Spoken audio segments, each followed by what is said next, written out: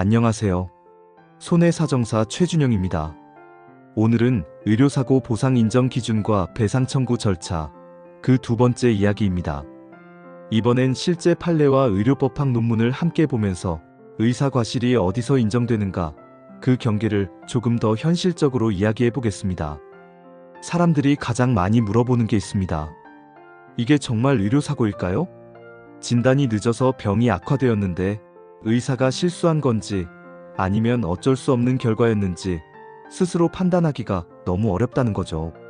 그럴 때 필요한 게 바로 법원이 과실을 어떻게 인정하는가에 대한 이해입니다. 먼저 의료과호 관련 논문에서는 이렇게 정의하고 있습니다.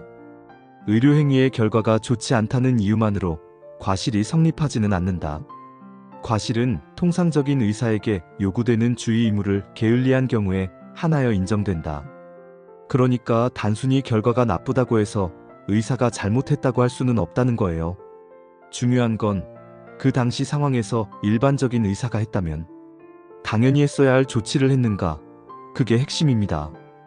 여기서 법원이 실제로 어떻게 판단했는지를 보면 훨씬 명확해집니다. 첫 번째는 서울 북부지방법원 판결입니다. 건강검진 CT에서 1.5cm짜리 결절이 있었는데 특이 소견 없음으로 통보된 사건이에요. 법원은 이렇게 말했습니다. 의사는 환자의 구체적인 증상이나 상황에 따라 위험을 방지하기 위하여 요구되는 최선의 조치를 할 주의 의무가 있다. 또 이렇게 덧붙였죠. 의사의 주의 의무는 의료행위를 할 당시 의료기관 등 임상의학 분야에서 실천되고 있는 의료행위 수준을 기준으로 판단하여야 한다. 즉, 완벽한 진단을 요구하는 게 아니라 그 당시 의료기술과 상황 속에서 최선의 주의를 다했는지를 보는 겁니다. 이 사건에서는 저설량 CT의 기술적 한계가 인정돼서 책임을 30%로 제한했어요. 하지만 결절을 추가로 평가하지 않은 점, 그게 바로 과실로 본 겁니다. 두 번째는 전주지방법원 정읍지원 판결이에요. X-레이에서 결절이 명확히 보였는데 CT 권고를 하지 않았던 사건입니다. 법원은 이렇게 봤습니다. 폐암이 망인의 체질적 소인에 의해 발생했더라도 진단과 치료가 지연되어 폐암이 급속히 악화된 것이므로 인과관계가 단절되었다고 볼 수 없다. 즉, 병 자체는 원래 있었지만 의사의 판단이 늦어지면서 결과가 더 나빠졌다면 그건 책임을 져야 한다는 겁니다. 또 이런 말도 나옵니다. 손해배상의 범위는 의사 측 과실의 정도, 질환의 특성, 환자의 체질과 행태 등 재반 사정을 참작하여 손해의 공평분담이라는 이념에 따라 제한할 수 있다. 결국 법원은 이 사건에서도 30% 책임을 인정했습니다. 세 번째는 서울 동부지방법원 판결입니다.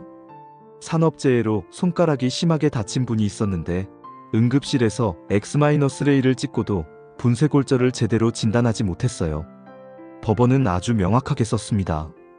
피고는 X-레이 검사만으로도 충분히 진단 가능하였던 분쇄골절을 진단하지 못하고 CT까지 시행한 이후에도 단순 개방창으로 오진하였다. 그리고 이렇게 덧붙였죠. 예후를 설명하거나 치료 방법을 안내하는 등 정보 제공 의무를 다했다고 볼 수 없다. 이건 단순한 오진이 아니라 치료 과정 전체에서 주의 의무를 다하지 않은 걸로 본 거예요. 그래서 법원은 40%의 책임을 인정했습니다. 자, 여기서 중요한 게 뭔지 보이시죠? 세 사건 모두 결과가 나빠서가 아니라 의사가 그 당시 해야 할 설명, 판단, 추가 조치를 하지 않았기 때문에 과실이 인정된 겁니다. 의료법학 논문에서도 이 부분을 정확히 짚고 있습니다.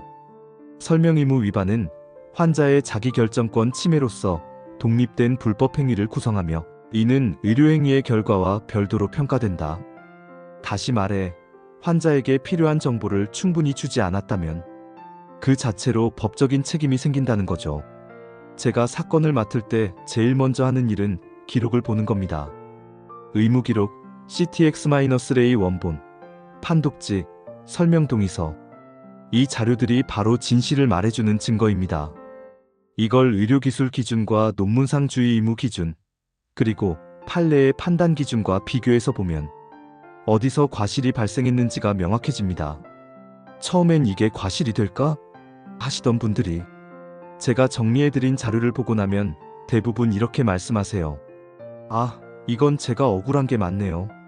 그리고 또 하나, 의료기관은 항상 예견 불가능한 결과였다고 말합니다. 하지만 법원은 이렇게 보지 않아요. 논문에서도 이 점을 아주 명확히 합니다.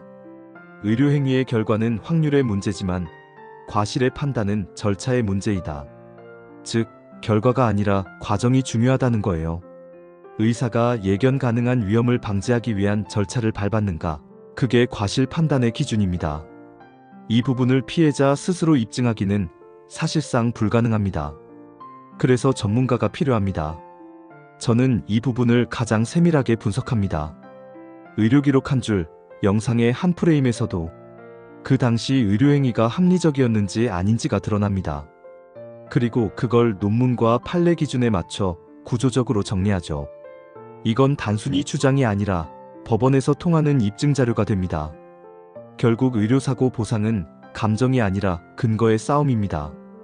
억울함을 풀기 위해선 감정이 아니라 기록, 주장보다 근거, 그리고 절차가 필요합니다. 판례가 말해주는 것처럼 진단의 한순간과 설명의 한마디가 과실의 경계를 만듭니다. 의료사고를 겪으셨다면 혼자 고민하지 마세요. 지금이라도 의료기록을 모아보세요. 그 기록이 바로 시작점입니다. 저는 판례와 논문이 제시한 기준 위에서 당신의 사건을 근거로 풀어드립니다. 결과를 바꿀 수는 없더라도 그 억울함을 입증된 진실로 바꾸는 것, 그게 바로 제가 하는 일입니다.